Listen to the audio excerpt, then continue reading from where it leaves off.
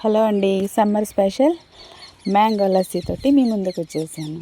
ముందుగా మనకి బాగా పండిన మామిడి పండుని తీసుకోవాలి. బాగా పండింది అయితే టేస్ట్ చాలా బాగుంటుంది.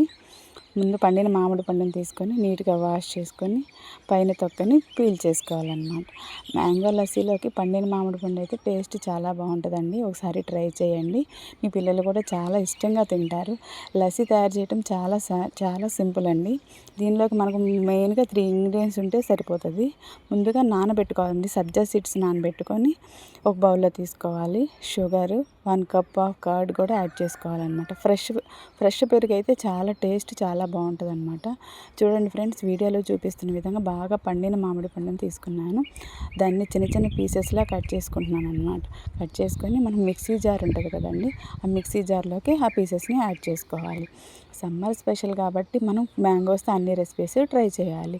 చూడండి ఫ్రెండ్స్, వీడియోలో చూపిస్తున్న విధంగా కర్డ్ యాడ్ చేశాను. అలాగే 1 కప్ ఆఫ్ షుగర్ని కూడా యాడ్ చేశాను.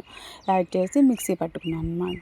మిక్సీ పట్టుకున్నాను ఏంటంటే, మనం ముందుగా ప్రిపేర్ చేసుకున్న సబ్జా సీడ్స్ ఉంటాయి కదండి, ఆ సబ్జా సీడ్స్ని గ్లాసెస్లోకి వేసుకోవాలన్నమాట. డెకరేటెడ్ ప్లేట్ తీసుకొని దానిలో గ్లాసెస్ పెట్టుకొని సబ్జా సీడ్స్ యాడ్ చేసుకోవాలి.